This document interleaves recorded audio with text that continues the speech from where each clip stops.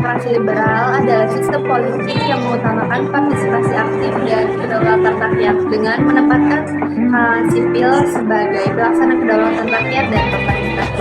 Demokrasi, dengan kata lain, demokrasi liberal mengedepankan prinsip-prinsip demokrasi yang mencakup partisipasi rakyat, perlindungan hak individu, dan pemakaian kekuasaan antara badan legislatif dan eksekutif. Nah, pada masa demokrasi liberal, bangsa Indonesia menganut sistem pemerintahan parlementer. Emang bedanya apa sih? Apa? Kalau sistem presidensial, jabatan presiden berkedudukan sebagai kepala negara sekaligus kepala pemerintahan. Di satu sisi, dalam sistem parlementer, presiden berkedudukan sebagai kepala negara saja, sedangkan kedudukan kepala pemerintah dijalankan oleh Perdana Menteri. Kemudian itu ada penerapan demokrasi liberal. Kalau ditanya berhasil atau enggak demokrasi liberal buat diterapin, jawabannya bisa relatif nih. Kelebihan dan kekurangan demokrasi liberal dapat dinilai tergantung pada sisi mana kita melihatnya.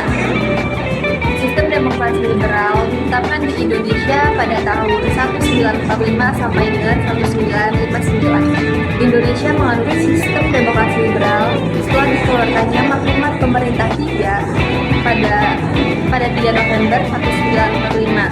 Maklumat pemerintah itu menegaskan posisi pemerintah Indonesia yang mendorong adanya kebebasan berpolitik bagi masyarakatnya. Dari sisi politik dalam negeri, kabinet pemerintah berganti beberapa kali sejak 1950 sampai dengan Juli 1959. Totalnya ada 7 kabinet pada masa demokrasi liberal. Coba kita lihat ya. Yang pertama itu ada Kabinet Natsir pada September 1950 sampai Maret 1951. Dan yang kedua yaitu ada Kabinet Sukiman. Kabinet Sukiman mulai pada April 1951 sampai Februari 1952. Dan yang ketiga yaitu ada Kabinet Wilopo mulai dari April 1952 sampai Juni 1953. Dan yang keempat ada Kabinet Ali Sastromijojo I mulai Agustus 1953 sampai 24 Juli 1955. Dan yang kelima ada Kabinet Burhanuddin Harahap mulai pada Agustus 1955 sampai Maret 1956. Dan yang keenam ada Kabinet Burhanuddin Harahap mulai Agustus 1955 sampai Maret 1956. Kemudian ada Kabinet Ali Sastromijojo II itu mulai pada Maret 1956 sampai Maret 1956. Dan ini yang terakhir yang ketujuh yaitu ada Kabinet Juanda atau Karya mulai dari April 1957 sampai Juli 1959. Nah, itu tadi merupakan pengertian demokrasi liberal dan beberapa 7 kabinet yang diterapkan. Pasti kalian bertanya-tanya, apa sih itu Kabinet Sukiman? Kabinet Sukiman adalah kabinet pada era demokrasi parlementer Indonesia yang dipimpin oleh Perdana Menteri Sukiman Wirjo Sanjojo, memerintah dari 20 April 1951 hingga 3 April 1952. Kabinet ini merupakan koalisi antara Masyum dan PRI yang bertujuan untuk menstabilkan negara. Namun, jatuh karena masih tidak percaya setelah adanya perjanjian bantuan keamanan dengan Amerika Serikat yang dianggap melanggar politik luar negeri bebas aktif. Nah, di zaman Kabinet Sukiman ini ada pembentukan dan masa bakti. Yang pertama itu kan pembentukan, dibentuk pada 20 April 1951 dan diumumkan melalui keputusan Presiden Republik Indonesia No. 80 tahun 1951.